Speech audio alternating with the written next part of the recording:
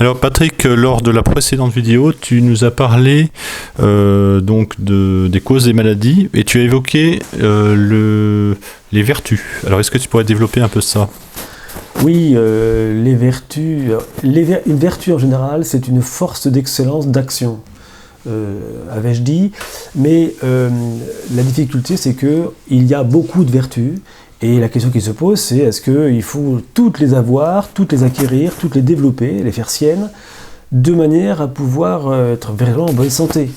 Et en réalité, il faut commencer par les ordonner, ces vertus, pour bien comprendre. Parce qu'il y en a beaucoup, mais il y en a combien ? Elles ne sont pas très connues par le grand public. Les deux grandes classifications, ce sont les vertus intellectuelles, qui siègent dans l'intelligence, qui vont nous donner de bien raisonner, et les vertus morales qui siègent dans la volonté et qui nous permettent d'aller au bien, de faire le bien.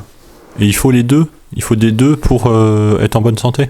Oui, il faut les deux, parce que si je raisonne mal, si je ne cherche pas à comprendre, par exemple, que si je ne suis pas convaincu par le fait que je dois manger lentement, dans le calme, qu'il faut que je mange équilibré. Si je ne l'ai pas compris, j'aurais beau par ailleurs faire des efforts, je vais quand même m'abîmer la santé. Je vais mal dormir, je risque de mal penser, mal réfléchir, etc. Oui. Et donc il y a les vertus, alors il faut ces vertus... Oui, mais bon, il y a des gens qui n'ont pas du tout la capacité d'avoir ces informations ou de réfléchir, enfin la partie intellectuelle, ils peuvent pas. Chacun n'est pas forcément un naturopathe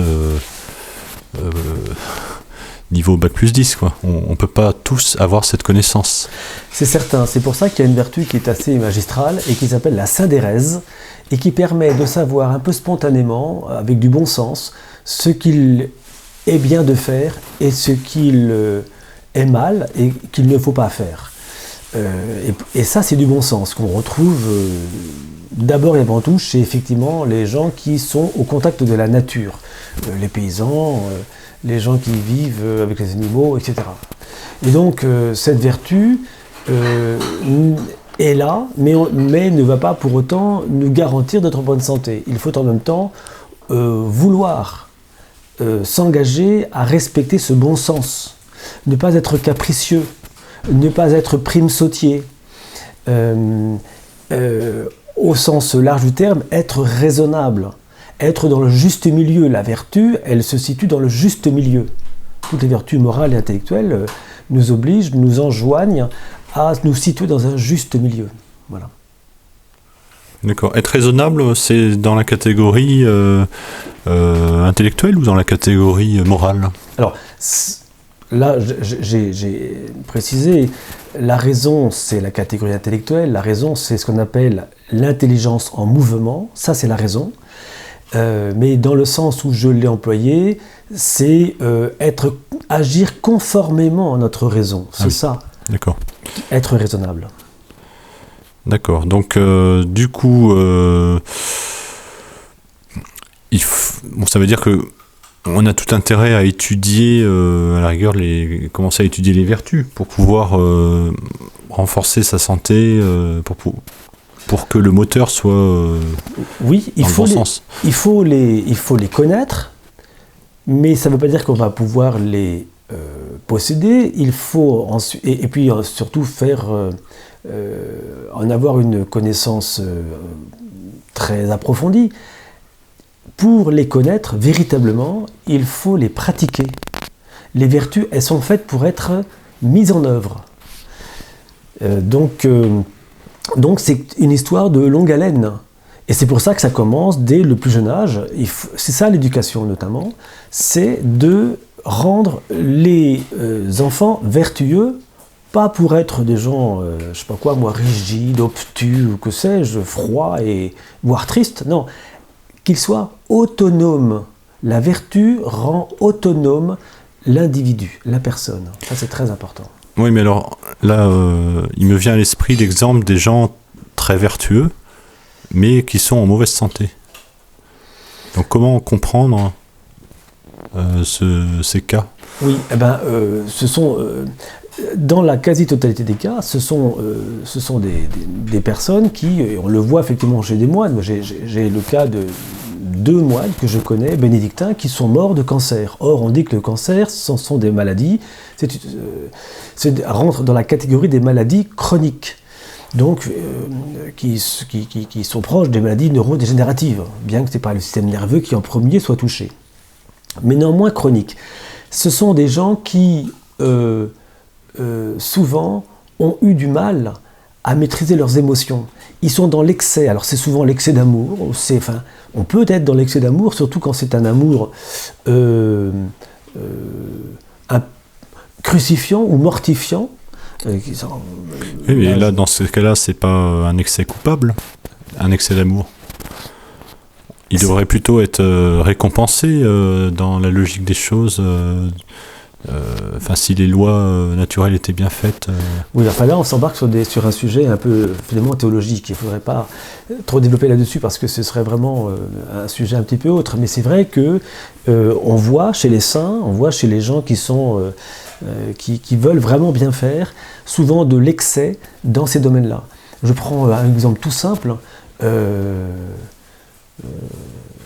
ne vais pas dire ça pour qu'on se détourne de ce personnage, parce que c'était un homme haut en couleur. C'est Saint Bernard qui, un jour, il ne sait pas pourquoi, il a gardé ses yeux fixés sur une femme. Voilà, c'était prude, etc. Mais à un moment donné, il s'est repris, il dit « mais qu'est-ce que je fais ?» Et en pénitence, il est allé se jeter dans une mare d'eau glacée, il a failli en mourir, voilà, pour se corriger. Donc il a... alors je ne sais pas si c'est l'émotion qui l'a fait garder les yeux fixés sur cette femme, mais il n'empêche qu'on est là dans l'excès. On est dans l'excès. Je connais le docteur Jean-Pierre Thomas Lamotte, qui est neurologue et qui m'a expliqué qu'il en est de même pour Sainte Thérèse de l'Enfant Jésus. Oui, mais là, le cas de Saint Bernard, c'est pas la santé. Là, c'est... par exemple, si je prends un couteau et je me coupe le doigt, c'est plus le domaine de la santé. Oui, mais c'est l'excès. La santé, comme l'homéostasie, réclame un équilibre, un juste équilibre. Quand il s'agit effectivement des vertus théologales, parlons-en 2 secondes, on peut être là il n'y a pas d'excès à aimer Dieu, il n'y a pas d'excès. Sous ce rapport à aimer le prochain. La charité est toujours en vue de l'absolu. En revanche, comme nous sommes des êtres naturels, c'est là où il y a parfois une confusion, où on va rendre absolues des vertus naturelles. On voudra les rendre absolues parce qu'elles ont un certain lien avec les vertus théologales, qui, elles, par nature, ne demandent pas de juste milieu. Mais elles sont... Donc sur les vertus théologales, comme par exemple la charité, pas d'impact négatif s'il y a un excès sur la santé. Sauf à être raisonnable. Il n'y a pas d'impact dans la charité pure. Mais comme nous ne sommes pas des anges, et qu'on a besoin de vivre dans l'espace-temps, il faut que cette charité, elle peut être absolue si elle est détachée de...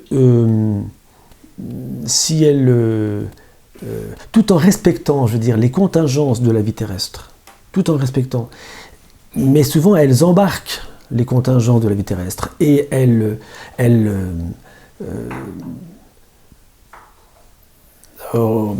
invitent finalement la personne, le saint, à agir d'une manière parfois déraisonnable, et on l'a vu. Ils vont au bout de leur force. Donc c'est un équilibre très difficile à trouver. Oui, c'est très difficile à trouver. C'est très difficile. Parce qu'on doit jouer à la fois sur les vertus naturelles et sur les vertus surnaturelles. Les unes demandent de la raison, demandent de l'équilibre, de la juste mesure. Les autres, les théologales, peuvent s'embarquer sur une voie absolue, parfaite. Très bien. Eh bien, merci pour toutes ces informations. Quels vont être les prochains sujets que tu vas développer ? J'aimerais bien parler de ce sur quoi on se trompe souvent. On fait souvent des liens aujourd'hui quand on raisonne On fait souvent des liens de concepts, et je voudrais expliquer que quand on parle de l'âme, on n'est pas systématiquement en religion. Pour beaucoup de gens, dès qu'on sort le mot de âme, hop, ça y est, on est parti dans du dogme, dans des choses très cadrées, et puis surtout qui s'imposent d'autorité. Non, quand on parle de l'âme, on doit, même si elle est créée par Dieu, on doit comprendre qu'elle a une vie naturelle, qui pilote le corps justement. Et c'est là où il faut que je développe. En quoi l'âme est-elle naturelle ? Très bien. Eh bien, merci.